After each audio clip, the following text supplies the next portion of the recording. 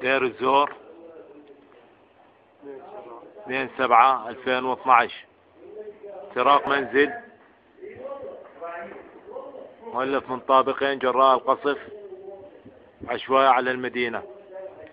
هذا هو المنزل، هذا هو الخراط جراء هذا القصف. الله أكبر، حسبي الله ونعم الوكيل. إصلاحات في مدينة دير الزور. حسبي الله ونعم الوكيل.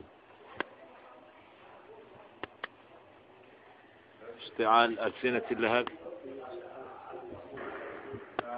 في منزل بحي حميدية. الله أكبر، الله أكبر.